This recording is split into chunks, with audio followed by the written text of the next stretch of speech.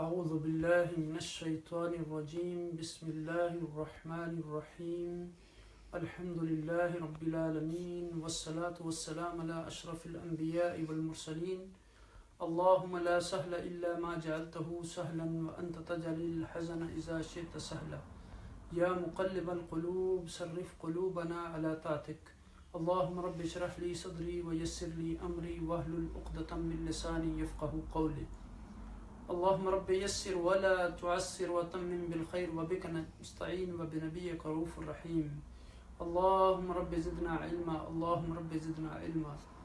اللہ پاک کی حمد و ثنا اور آقا دو جہاں نبی مکرم تاجدار عرب و جم سید المرسلین خاتم النبیین رحمت للعالمین کی ذات گرامی پر درود و سلام کے بعد اللہ سبحانہ و تعالیٰ کا احسان عظیم ہے کہ اس نے ایک بار پھر ہمیں قرآن کی مجلس میں حاضر ہونے کا موقع عطا فرمایا۔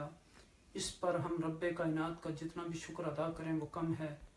رب کائنات سے دعا ہے کہ وہ ہمیں یہ توفیق عطا فرمائیں کہ وہ ہمیں یہ توفیق عطا فرما دے کہ ہم قرآن حکیم کی آیات کو صحیح طریقے سے پڑھیں، اس کو سمجھیں اور اس پر عمل کریں۔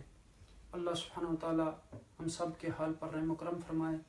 جتنے بھی لوگ درس قرآن کی اس مجلس میں شریک ہیں، اللہ سبحانہ و تعالی سب کو اجر عظیم عطا فرمائے اور ہم سب کے قلوب کو قرآن کے نور سے مزین فرمائے۔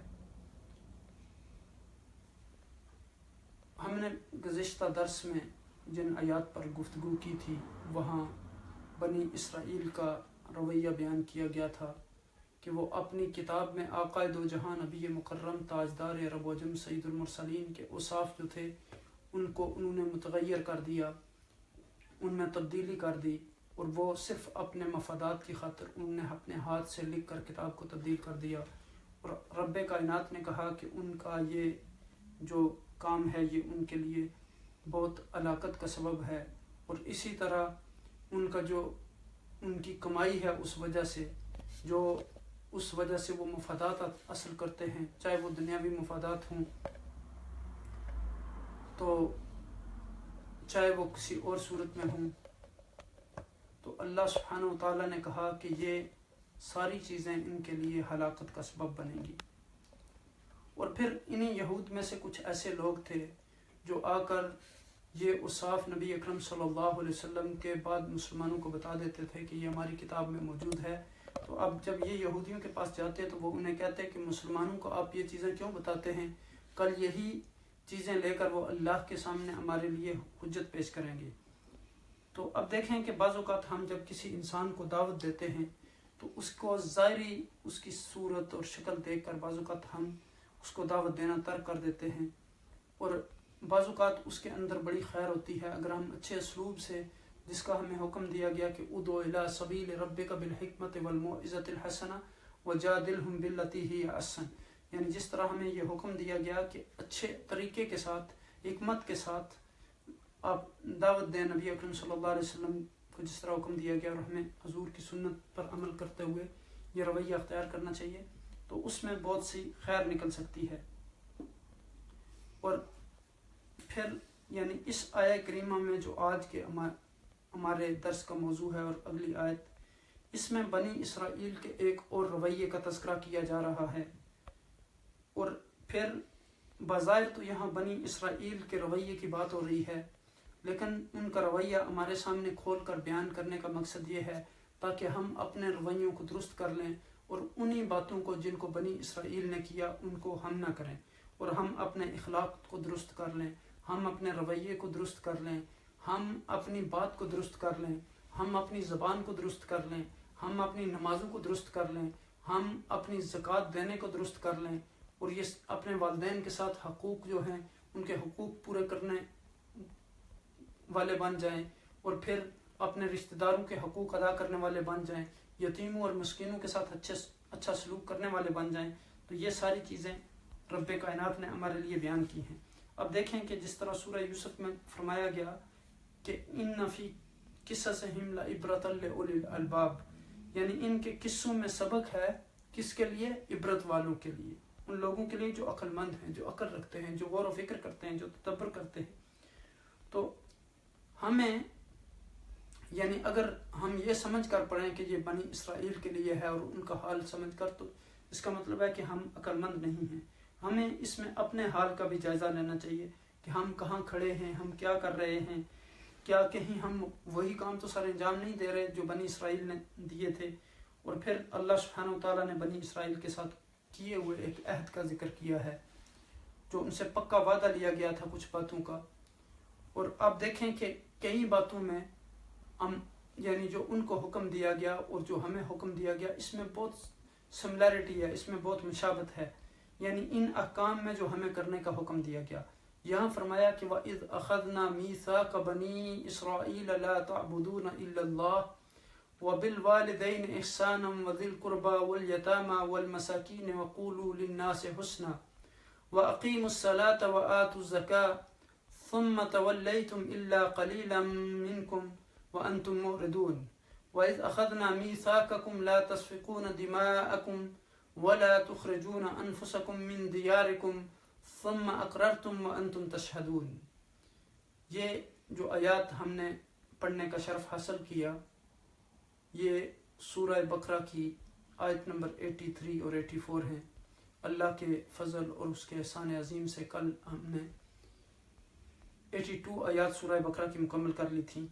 تو یہاں فرمایا کہ وَإِذْ اور جب اخذنا ہم نے لیا میثاق اقرار بنی اسرائیل لا نہ تعبدون عبادت کرو الا اللہ مگر اللہ وبالوالدین اور ماں باپ سے احسانا نیک سلوک وذی القربى اور کنبے والوں سے والیتامى اور یتیم سے والمساکین اور محتاج سے وقولوا اور کہنا للناس سے لوگوں سے حسنا نیک بات واقیموا الصلاۃ اور نماز قائم کرنا وآتوا الزکاۃ اور دیتے رہنا زکوٰۃ ثم تولیتم پھر تم پھر کے الا قلیلا مگر تھوڑے لوگ منکم تم میں سے وانتم معرضون اور تم پھرنے والے ہو۔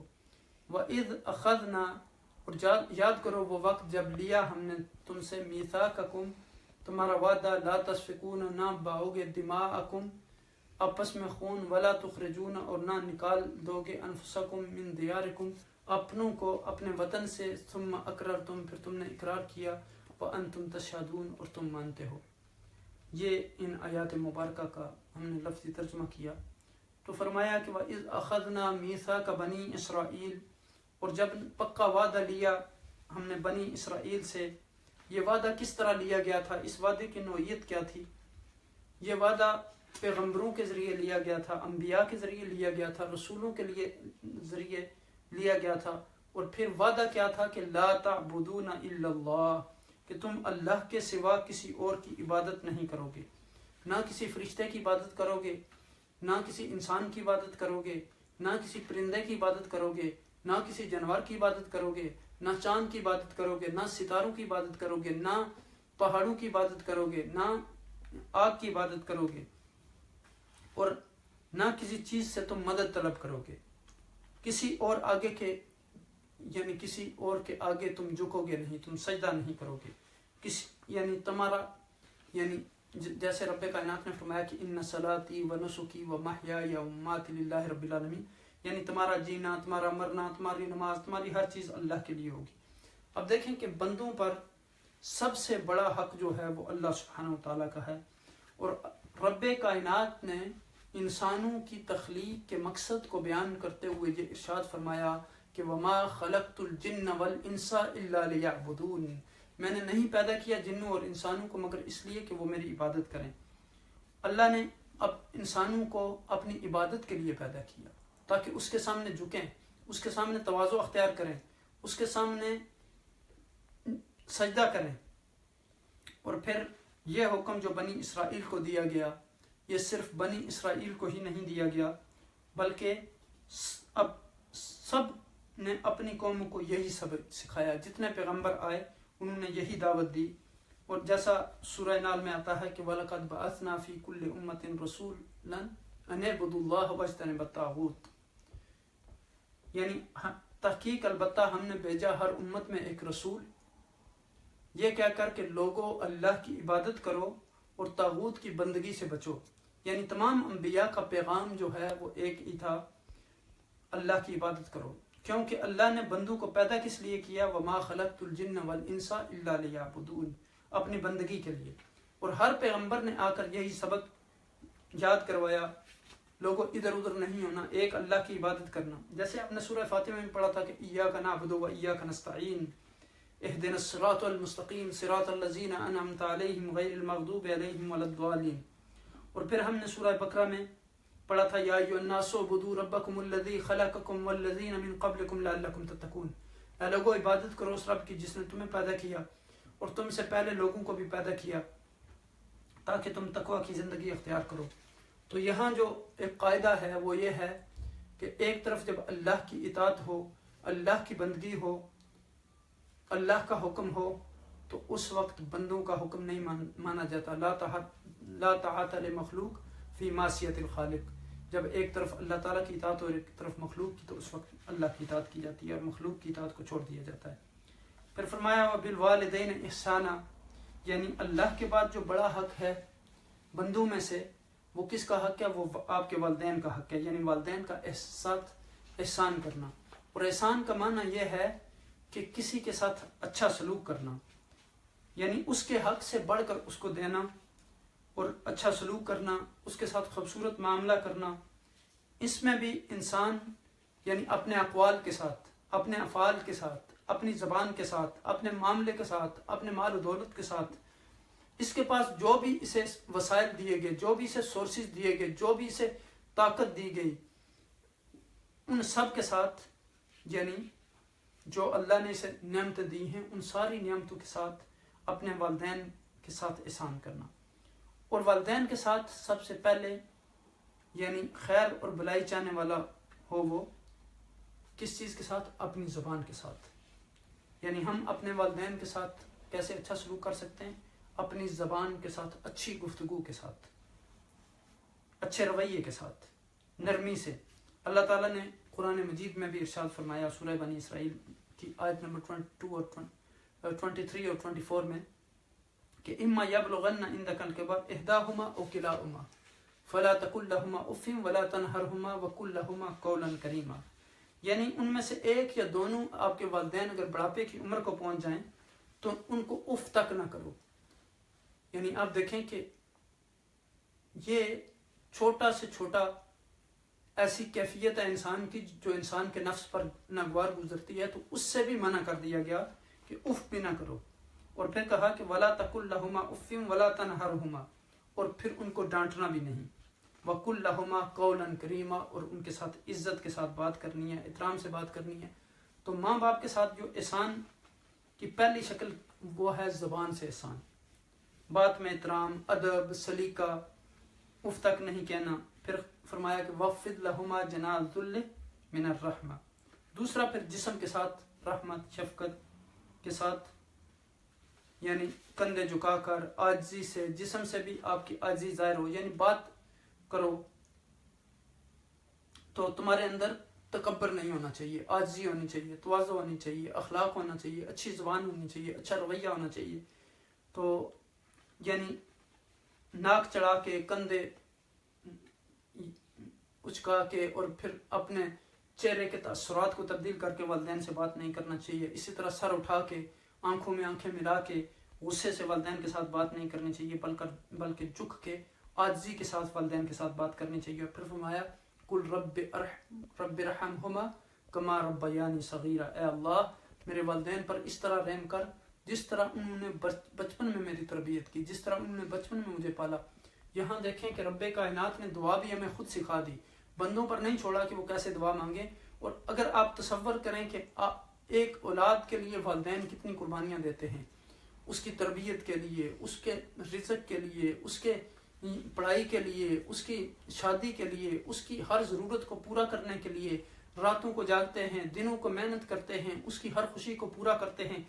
تو یہاں رب کائنات نے فرمایا کہ آپ یہ دعا مانگیں کہ جس طرح انہوں نے بچپن میں یہ ساری تکلیفیں یعنی برداشت کر کے آپ کے ساتھ نیکی کا معاملہ کیا، آپ کے ساتھ احسان کیا، تو آج رب کائنات بھی ان کو اسی طرح ان پر رحمت نازل فرمائے. اب دیکھیں کہ یعنی جس طرح انہوں نے بچپن میں اولاد کو پالا، تو والدین کے ساتھ احسان کیوں؟ اس کی وجہ یہ ہے کہ اگر والدین نہ ہوتے تو ہمارا وجود نہ ہوتا.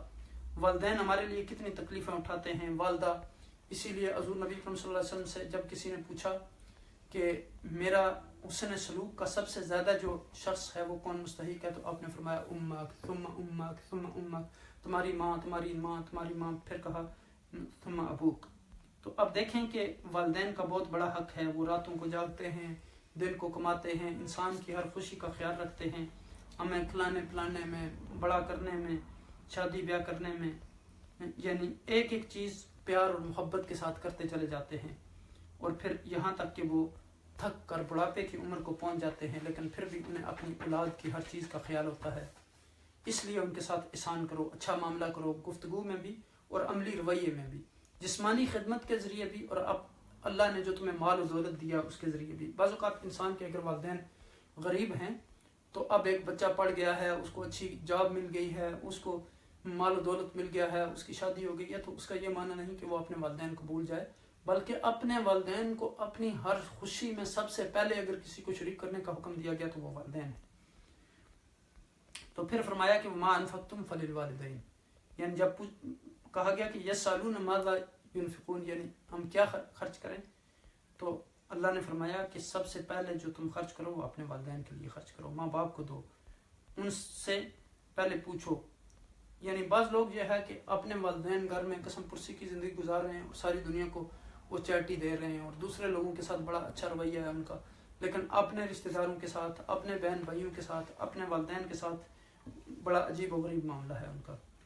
تو اس لیے کہا کہ جب تک آپ پہلا حق نہیں دو گے. ایک حدیث میں نبی اکرم صلی اللہ علیہ وسلم سے جب یہ پوچھا گیا کہ ایو عمل افضل، کہ سب سے بہتر عمل کون سا ہے، تو آپ نے فرمایا، جی ابن مسعود رضی اللہ تعالیٰ عنہ اس حدیث کے راوی ہیں کہ سألت رسول اللہ صلی اللہ علیہ وسلم ای العمل احب الی اللہ، اللہ کے نزدیک سب سے زیادہ محبت والا عمل کون سا ہے، فرمایا کہ الصلاۃ علی وقتها، علی وقتها، یعنی نماز کو وقت پر ادا کرنا، جس طرح قرآن میں بھی فرمایا گیا کہ ان الصلاۃ کانت علی المؤمنین کتابا موقوتا، کہ مومنوں پر نماز مقررہ وقت پر فرض کی گئی ہے.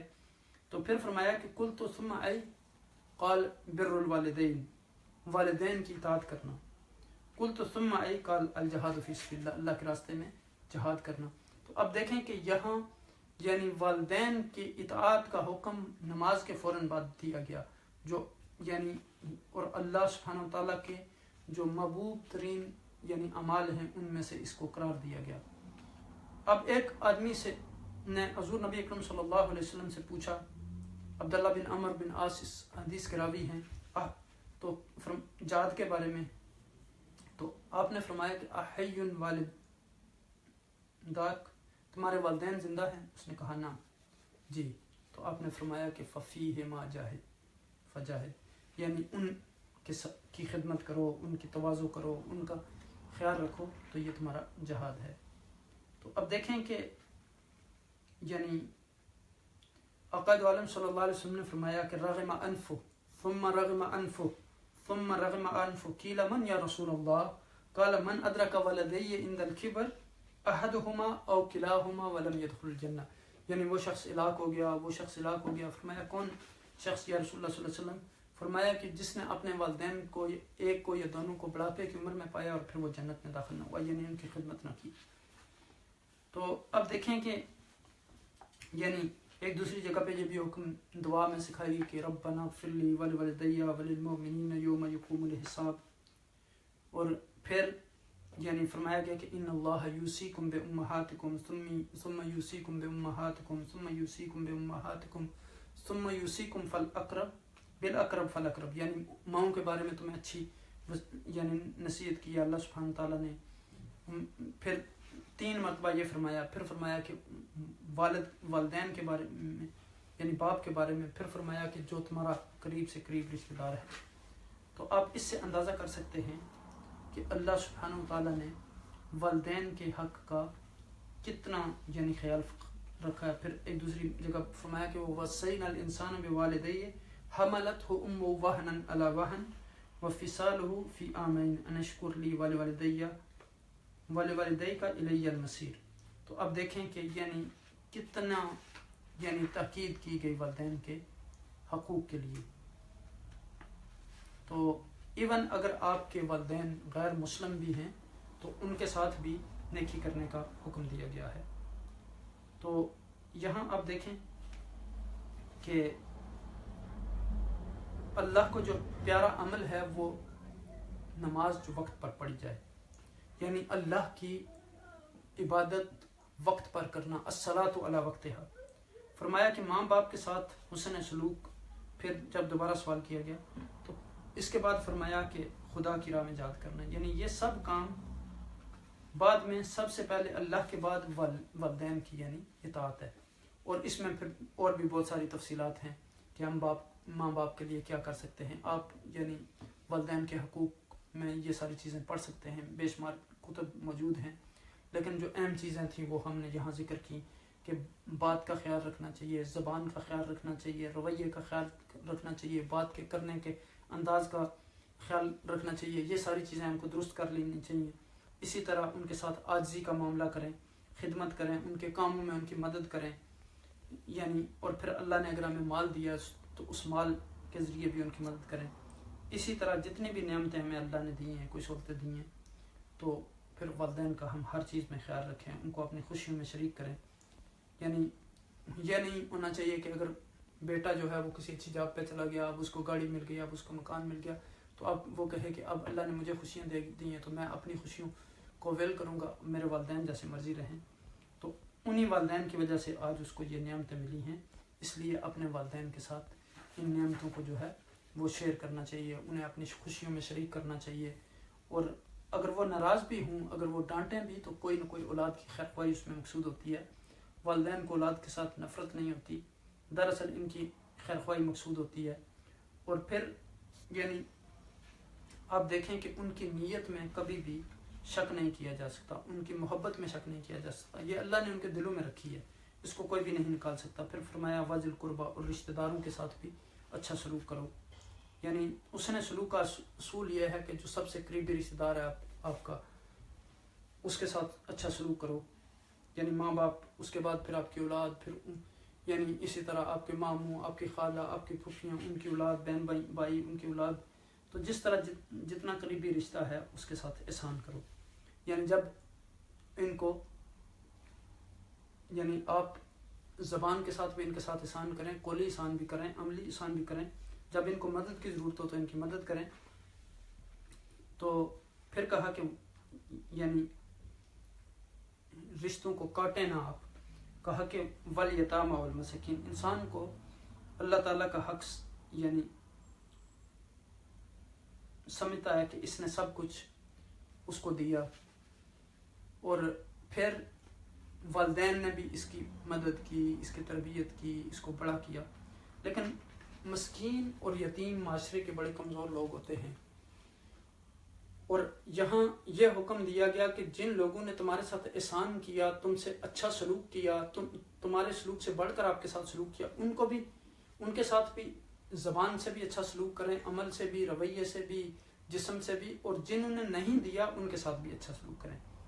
اب دیکھیں کہ یتیم جو ہوتا ہے، جس کا باپ یعنی فوت ہو جاتا ہے، تو اس کو یعنی زیادہ ضرورت ہوتی ہے کسی بھی یعنی معاملے میں، تربیت میں، تعلیم میں. اب دیکھیں کہ جو ماں باپ ہوتے ہیں، میاں بیوی دونوں، مرد اور عورت مل کے پلاننگ کرتے ہیں کہ اولاد کی تربیت کیسے کرنی ہے، ان کی نشو و نما کیسے کرنی ہے، ان کی ضرورتیں کیسے پورے کرنی ہیں، ان کو پڑھانا کیسے ہے، ان کی شادی کے معاملات کیسے طے کرنے ہیں، ان کی شادی کیسے کرنی ہے. تو ایک آدمی کے لیے مشکل ہوتا ہے. اب جو یتیم ہے، اب جب اس کا والد فوت ہو جاتا ہے تو اس کے بعد یعنی معاشرے میں جو متقین لوگ ہیں، مسلمان ہیں، مومنین ہیں، ان کو یہ حکم دیا گیا کہ آپ ان کے ساتھ کھڑے ہوں آپ. اور یہ پھر مسکین یا یتیم جو لوگ ہوتے ہیں، بعض اوقات جب معاشرے کے رویے سے تنگ آتے ہیں تو پھر وہ بعض اوقات برے سلوک کے پہ بھی اتر آتے ہیں، بری زبان بھی استعمال کرتے ہیں. لیکن یہاں ہمیں یہ حکم دیا گیا کہ ہم ان ساری چیزوں کو برداشت کریں، پھر بھی ان کے ساتھ اچھا سلوک کریں. یعنی جتنا بھی جس کا حق ہے، جتنا کوئی قریب ہے، اس کے مطابق اس کا حق ادا کرنا چاہیے. اور اب دیکھیں کہ یہ تو بات سمجھ میں آتی ہے کہ اللہ تعالیٰ ہمارا خالق ہے، اس نے ہم پر بے شمار احسان کیے، اسی طرح والدین بھی. لیکن مسکین اور یتیم ان کے ہمارے اوپر احسانات نہیں ہوتے، لیکن رب کائنات نے یہاں بتا دیا کہ ان کے ساتھ سخت معاملہ نہ کریں، ان کے ساتھ سخت برتاؤ نہ کریں.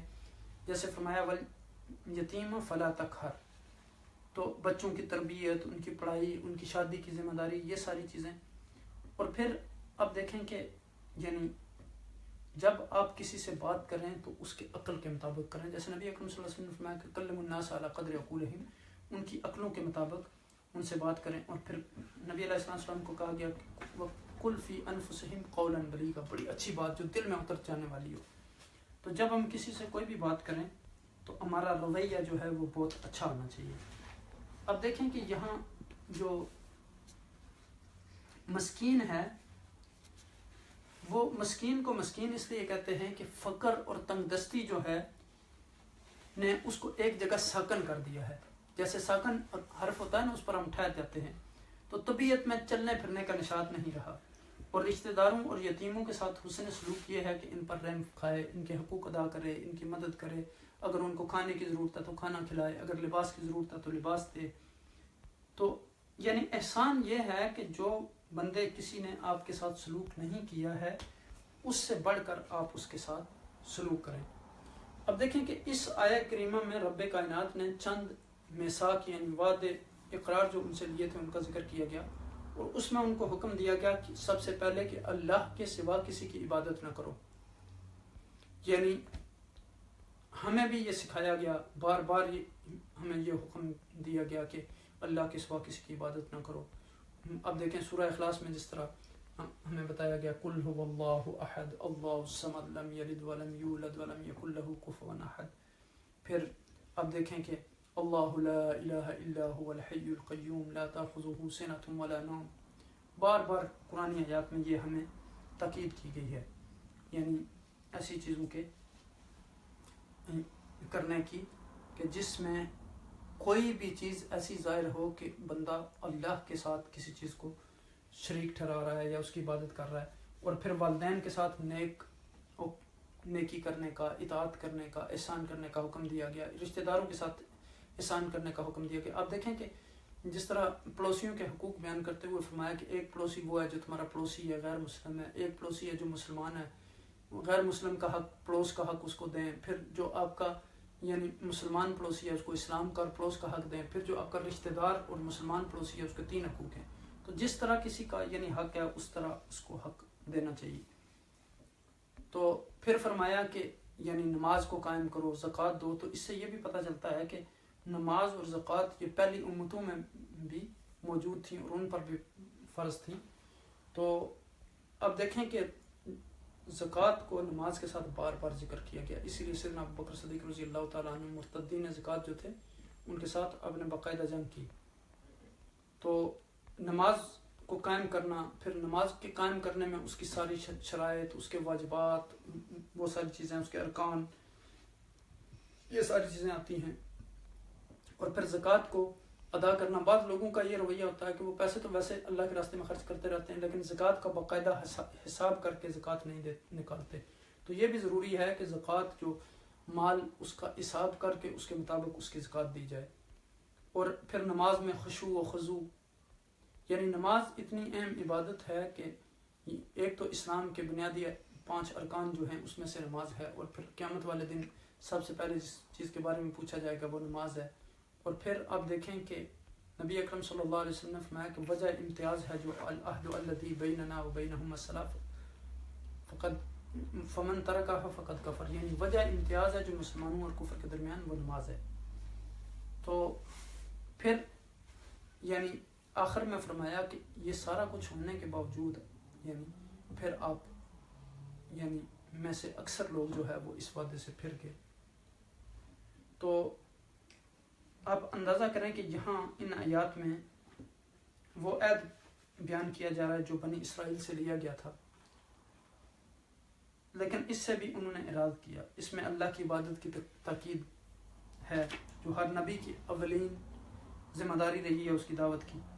اس کے بعد والدین کے ساتھ حسن سلوک، اللہ کی عبادت کے بعد دوسرے نمبر پر والدین کی اطاعت و فرمانبرداری کے اور ان کے ساتھ حسن سلوک کی تاکید سے واضح کر دیا گیا کہ جس طرح اللہ سبحانہ و تعالیٰ کی عبادت بہت ضروری ہے، اسی طرح والدین کے ساتھ اطاعت بھی بہت ضروری ہے، اور اس میں کوتاہی کی گنجائش نہیں ہے۔ اسی لیے کہا کہ فلا تقل لهما اف ولا تنهرهما وقل لهما قولا کریما، یعنی قرآن مجید میں متعدد آیات میں اللہ تعالیٰ نے اپنی عبادت کے بعد دوسرے نمبر پر والدین کی اطاعت کا ذکر کر کے اس کی اہمیت کو واضح کر دیا۔ پھر اس کے بعد رشتہ داروں، یتیموں اور مساکین کے ساتھ اس نے سلوک کا حکم دیا گیا، اور پھر فرمایا گیا کہ وَإِذْ أَخَذْنَا مِيثَاقَكُمْ لَا تَسْفِكُونَ دِمَاءَكُمْ، جب ہم نے تم سے عہد وعدہ لیا کہ آپس میں خون نہ بہانا، لا تسفکون دماءکم ولا تخرجون انفسکم، اور نہ آپس میں ایک دوسرے کو جلا وطن کرنا، ثم اقررتم، پھر تم نے اقرار کیا، وانتم تشہدون، اور تم اس کے شاہد بنے۔ تو اب دیکھیں کہ یہاں یعنی آپس میں خون نہ بہاؤ گے، یہ سفک اس کا مادہ ہے تسفکون کا، جس کے معنی ہیں یہاں یعنی بہانا، اور خاص طور پر خون بہانا کے معنی میں آتا ہے یہ۔ تو محاورہ کے طور پر اس جملہ کے معنی قتل کرنے کے بھی ہوتے ہیں۔ تو اب دیکھیں کہ اس صورت میں کہ 5ویں رکوع سے مسلسل یہود کا تذکرہ ہو رہا ہے، تو اللہ کے احکام سن کر اور ان کا کی تعمیل کا وعدہ کر کے اس سے پھر جاتے، اور وہ جھوٹے اور من گڑت عقیدوں میں مبتلا تھے۔ انہیں گمان تھا کہ وہ خواہ کتنے ہی گناہ کریں، وہ معصیت کے مرتکب ہوں، انہیں کوئی بھی سزا نہیں ملے گی، اور ان کے جو بزرگ ہیں انہیں دوزخ کی آگ سے بچا لیں گے۔ اللہ سبحانہ وتعالیٰ نے یہود کے اس غلط عقیدے کی تردید کرتے ہوئے قرآن مجید کے ذریعے ظاہر کر دیا کہ نجات کا اصل قانون جو ہے صرف وہی لوگ ہیں جو اللہ پر ایمان رکھتے ہیں اور نیک عمل کرتے ہیں، جنت کے مستحق وہی ہوں گے۔ ان کے علاوہ جو شخص مصیبت میں گر گیا، معصیت میں گر گیا، معصیت حقیقت میں مصیبت ہی ہے، تو وہ ہر حالت میں دوزخ میں داخل ہوگا۔ نجات کا قانون بیان کرنے کے بعد اللہ تعالیٰ نے صالح اور نیک بننے کا طریقہ بتایا، اور ان کو پھر اس میثاق کی طرف توجہ دلائی، اور اللہ سبحانہ تعالیٰ نے یہودیوں سے 2 اور باتوں کا وعدہ بھی لیا تھا، یعنی یہ کہ وہ آپس میں خون ریزی نہیں کریں گے، اور اپنی قوم کو ناحق جلا وطن نہیں کریں گے، کیونکہ قوم کا اجتماعی روب جو ہوتا ہے جب آپ ان کو نکالنا شروع کرتے ہیں تو وہ ختم ہو جاتا ہے، اور مخالفین کو یہ موقع مل جاتا ہے کہ وہ حملہ کر کے ان پر تسلط کر لیں اور ان کے اوپر اپنی حکمرانی قائم کر لیں، چونکہ اتحاد سے ایک قوت نصیب ہوتی ہے۔ وَاعْتَصِمُوا بِحَبْلِ اللَّهِ جَمِيعًا وَلَا تَفَرَّقُوا وَاذْكُرُوا نِعْمَةَ اللَّهِ عَلَيْكُمْ إِذْ كُنْتُمْ أَعْدَاءً فَأَلَّفَ بَيْنَ قُلُوبِكُمْ فَأَصْبَحْتُمْ بِنِعْمَتِهِ إِخْوَانًا، اے لوگو اللہ کی رسی کو مضبوطی سے تھام لو اور آپس میں تفرقہ نہ کرو، اللہ کی اس نعمت کو یاد کرو جب تم ایک دوسرے کے دشمن تھے، تو اللہ سبحانہ وتعالیٰ نے تمہارے دلوں میں ایک دوسرے کے لیے محبت پیدا کی، تو پھر آپ ایک دوسرے کے بھائی بن گئے۔ تو اب دیکھیں کہ اللہ سبحانہ وتعالیٰ نے ہمیں بے شمار نعمتوں سے نوازا ہے، اور ضرورت اس بات کی ہے کہ ہم ان آیات کو سامنے رکھ کر اپنے رویوں کا جائزہ لیں کہ اللہ کی عبادت میں کیا کسی کو ہم شریک تو نہیں ٹھہراتے، اور پھر جو ہماری نماز ہے کیا اس کو ہم صحیح طریقے سے ادا کرتے ہیں، اس کے واجبات، خشوع و خضوع اور خشیت اور یہ ساری چیزیں، اور پھر والدین کے ساتھ ہمارا کیا سلوک ہے۔ آج دیکھیں کہ مسلمانوں میں بے شمار ایسے لوگ ہیں کہ جن کا رویہ اپنے والدین کے ساتھ انتہائی برا ہوتا ہے۔ بعض لوگ تو یہاں تک کرتے ہیں کہ جب وہ کسی منصب پہ پہنچ جاتے ہیں تو وہ والدین کو پہچاننے سے انکار کر دیتے ہیں، چونکہ ان کے والدین سادہ ہوتے ہیں یا کسی گاؤں یا دیہات سے تعلق رکھتے ہوتے ہیں، تو جب کوئی ان سے پوچھتا ہے تو وہ کہتے ہیں کہ میں تو جانتا ہی نہیں ان کو، اور پھر اپنے بہن بھائیوں کو پہچاننا چھوڑ دیتے ہیں، یعنی اپنی انسلٹ سمجھتے ہیں کہ اب ہم یہ تعارف کرائیں، اور انہی لوگوں کی وجہ سے وہ اس مقام تک پہنچتے ہیں۔ ہمیشہ جو بڑا بھائی ہوتا ہے یا والدین ہوتے ہیں یا بڑی بہن ہوتی ہے تو وہ اپنے بہن بھائیوں کے لیے ساری زندگی قربانی کرتے رہتے ہیں، لیکن آخر میں آ کے پھر وہی جو بہن بھائی یا اولاد کسی مقام پر پہنچتے ہیں تو پھر ان کو یعنی یہ احساس نہیں ہوتا کہ انہوں نے کتنی مشقت کی، کتنی جدوجہد کی، اپنی ضرورتوں کو پیچھے رکھا، اب خود مشقتوں کو برداشت کیا اور ہماری ضرورتوں کو پورا کیا، تو آج ہمارا فرض بنتا ہے کہ ہم ان کے ساتھ کھڑے ہوں۔ تو اس وقت وہ سمجھتے ہیں کہ نہیں، یہ سارا ہمارا کمال تھا، اس میں کسی اور کو کوئی دخل نہیں تھا۔ اور بڑا بھائی جو ہوتا ہے وہ بھی حقیقی طور پر والدین کی جگہ ہوتا ہے، یا بڑی بہن جو ہوتی ہے، تو ان کا بھی احترام انسان کو کرنا چاہیے۔ اللہ سبحانہ و تعالی ہمیں اپنے رشتہ داروں، اپنے والدین، یتیم، مساکین، سارے لوگوں کے حقوق کا خیال رکھنے کی توفیق عطا فرمائے، اور ہمیں صحیح طریقے کے مطابق نماز قائم کرنے کی توفیق عطا فرمائے، اور جو مال ہمیں اللہ سبحانہ و تعالی نے عطا کیا ہے اس کو اللہ سبحانہ و تعالی کے راستے میں خرچ کرنے کی توفیق عطا فرمائے۔ یعنی آپ دیکھیں کہ اللہ کے رسول صلی اللہ علیہ وسلم نے فرمایا کہ ما نقص مال من صدقہ، جو مال آپ اللہ کے راستے میں خرچ کرتے ہیں اس سے آپ کے مال میں کمی واقع نہیں ہوتی۔ اور پھر اللہ نے خود فرما دیا کہ ما تقدموا لانفسکم من خیر تجدوہ عند اللہ، کہ جو بھی آپ اپنے ہاتھوں سے اللہ کے ہاں بھیجو گے اس کا اجر پاؤ گے۔